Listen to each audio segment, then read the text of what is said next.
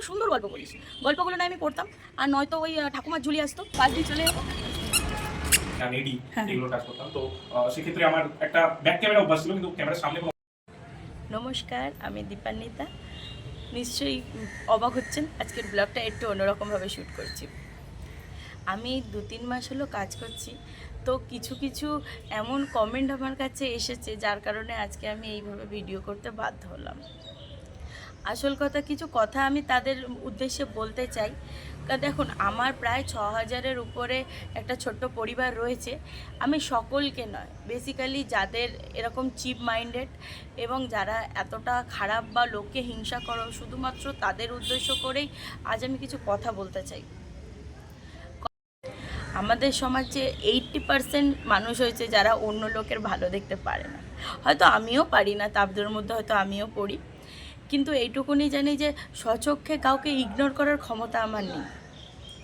তো আমি এই 3 মাস যাবৎ কাজ করছি, এতে না অনেক ভালো লোকও আমার কাছে এসেছে, যারা মানে এতদিন কি বলতো ভালো রূপ এসছিল, কিন্তু আজ আমি যখন 2-3 মাস হয়েছে একটা জায়গায় যাওয়ার চেষ্টা করছি, ওই চেনা লোকগুলোই আমার রাস্তায় যেন পথ আটকাচ্ছে।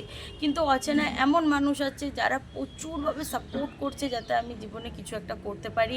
এবং আমার ভিউয়ার্স রয়েছে যাদের 90% লোকই আছে খুব ভালো, খুব সুন্দর কমেন্ট করে, আমার প্রত্যেকটা ভিডিওতে লাইক কমেন্ট শেয়ার সবই করছে।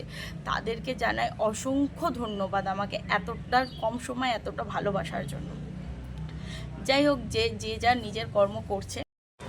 শুক্রবার করে আমার একটা লাইভ আসে, সবাই জানো, যারা আমার রেগুলারের ভিউয়ার্স রয়েছে তারা সবাই জানো, শুক্রবার করে রাত্রি 9টার সময় আমার লাইভ আসে। সেখানে আমি আমার জীবনে ঘটা শোনা বা আমার প্রিয়জন বা বন্ধুবান্ধব যেখান থেকে আমি হোক কালেক্ট করে কিছু স্টোরি আপনাদের কাছে লাইভে এসে শেয়ার করি। তো যাই হোক, এটা আমার একটা অভ্যাস বলতে পারো।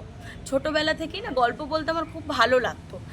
আমাদের স্কুলে লাইব্রেরি ক্লাস বলে একটা ক্লাস হতো, যেই সপ্তাহে বই দেওয়া হতো তো খুব ভালো, আর যেই সপ্তাহে বই দেওয়া হতো না একজন একজন করে গল্প বলতো।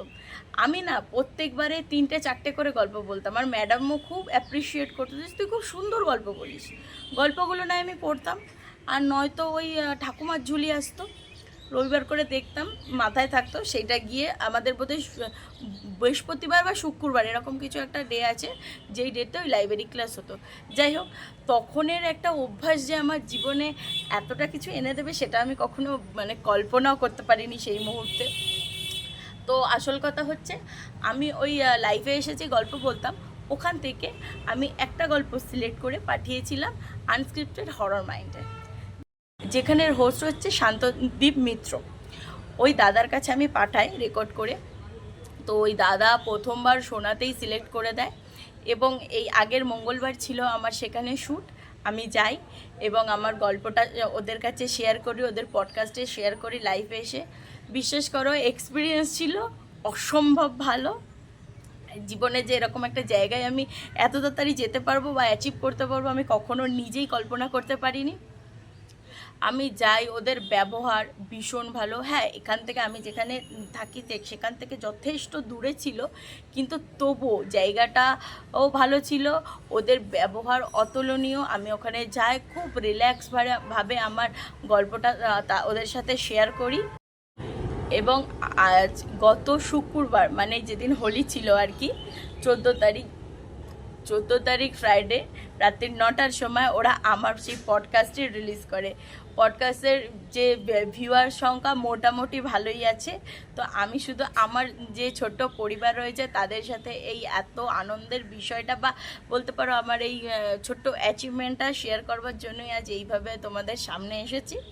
তো যাই হোক, আমি এটা পেরেছি সেটা শুধুমাত্র তোমাদের জন্য সম্ভব হয়েছে। তোমরা এতটা সাহস ও ভালোবাসা দিয়েছো বলে আমার ভিডিওগুলোতে, আমার লাইভগুলোকে এতটা লাইক কমেন্ট শেয়ার করেছো, যাতে আমি সাহস পেয়েছি যে আমি ক্যামেরার সামনে গেলে আমি পারবো, আমি বলতে পারি, আমার ভিউয়ার্সদের সাথে আমি কথা বলতে পারি। আমার কনফিডেন্স তৈরি হয়েছে শুধুমাত্র তোমাদের জন্য, আর তাই জন্য তোমাদেরকে অসংখ্য ধন্যবাদ। আমাকে এইভাবেই সাপোর্ট করো, আমার পাশে থাকো, যাতে পরবর্তীতে আমি এগিয়ে যেতে পারি, আর আমার থ্রু যাতে আরও 5 জন এগিয়ে যেতে পারে সেই ব্যবস্থাও করি। আর কিছু বেশি কথা বলবো না। এবার তোমরা যেই ভিডিওটা তোমরা দেখবে সেটা হলো আমি ওই দাদার কাছে গেছি, দাদার সাথে কিভাবে কথা বলেছি সমস্তটা দিয়ে আমি একটা ছোট ব্লগ বানিয়েছি, সেটা দেখবে, লাইক করবে, কমেন্ট করবে কেমন লাগলো। আর একটা কথা, তোমরাও যদি চাও তোমাদের লাইফেরও কোনো সত্যি ঘটনা আমি ওই দাদার সাথে গিয়ে শেয়ার করি, নয়তো আমার নিজের যে ফেসবুক পেজ আছে তাদের সেখানে শেয়ার করে, তাহলে অবশ্যই আমার 9123331868 এই নাম্বারে কল রেকর্ড করো আর পাঠিয়ে দাও। এবার আমি ওই ব্লগটি যাই হোক শেয়ার করব, আর সাথে ডিসক্রিপশন বক্সে আমি সেই ভিডিওটা যেটা ওই পডকাস্ট রিলিজ হয়েছে সেই পডকাস্টের ভিডিও লিঙ্কটা পাঠিয়ে দেবো। অবশ্যই তোমরা দেখবে, দাদার চ্যানেলটাও সাবস্ক্রাইব করবে, আমার চ্যানেলকেও সাবস্ক্রাইব করবে, ফলো করবে, কমেন্ট করবে। সবাই তাহলে ভালো থাকো। আমি এখানে ভিডিওটা শেষ করছি না, শুরু করছি। সকালে এখন 10:30 মতো বাজে। আমরা রয়েছি নিউ গড়িয়া ঢালাই ব্রিজের ওইখানে, যাচ্ছি একটা বিশেষ জায়গায়। আশা করি আগের ভিডিওতে আমি সমস্ত ডিটেলসটা আপনাদের সাথে শেয়ার করেছি। এখন মেট্রো ধরবো, যাব দক্ষিণেশ্বর, সেখান থেকে যাব ডানলাম, সেখানেই আমার গন্তব্যস্থল। চলেন যাওয়া যাক। আজ এত রোদ্দুর উঠেছে ভাবার বাইরে। যাই হোক, আমরা এখন মেট্রো থেকে নেমে গেছি, এইবার ধরবো অটো, যেখানে আমাদের স্টুডিও। তার আগে দেখুন এই টিকিট কাউন্টারটা দক্ষিণেশ্বরের এত সুন্দর করে তৈরি হয়েছে, জানেন তো? আমি যখন প্রথমবার এসেছিলাম বন্ধুদের সাথে দক্ষিণেশ্বরে, তাও ধরো 10 বছর আগে, আমার না দেখে মনে হচ্ছিল এটা একটা মন্দির। যাই হোক, আমরা অটোতেও উঠে গেছি এবং অটো থেকে নেমে পায়ে হাঁটা 5-7 মিনিট পথ পায়ে হেঁটে হেঁটে যাচ্ছি। তাতানবাবু হাঁটতে পারছেন না, জানেন তো? আজকে টেম্পারেচার যথেষ্ট হয় আর সাথে রয়েছে চড়া রোদ। এখন প্রায় বাজে তোমার 1:30 মতো, আর বাচ্চাটাকে ওই জন্য ওর বাবা কোলে কোলে নিয়ে যাচ্ছে, আর আমি এই পেছন পেছন ছাতা নিয়ে যাচ্ছি। 5-7 মিনিটের পর পৌঁছে যাব। এই যে কথা বলতে বলতে পৌঁছে গেছি, এসে গেছি স্টুডিওতে।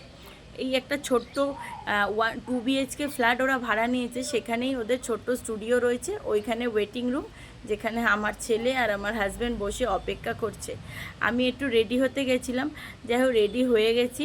এইবার আমার শ্যুট রয়েছে। বিশ্বাস করুন পেটের মধ্যে গুল দিচ্ছে, কারণ আমি কোনো দিন ক্যামেরার সামনে এইভাবে আসি। আমি তো রেডি হচ্ছিলাম, সেই ফাঁকে আমার ছেলে স্টুডিওর ভিতরে এন্টার নিয়ে নিয়েছে। অ্যাকচুয়ালি ওর এন্টার না হতে খুব ভালোই হয়েছে। আমিও শান্তদীপদাকে পেয়ে গেছি আমার সাথে কিছু এক্সপিরিয়েন্স শেয়ার করার জন্য। এখানে যে আসতে এই যে শান্তদীপদা রয়েছে, এবার ওর লাইফের কিছু এক্সপিরিয়েন্স আমাকে শেয়ার করে বলবে। কিন্তু যে এখানে এসেছি সেটাই অনেকটা অ্যাচিভমেন্ট আমার কাছে জীবনের, যে এত বড় জায়গায় একটা আসতে পেরেছি এই বাচ্চাটাকে নিয়ে।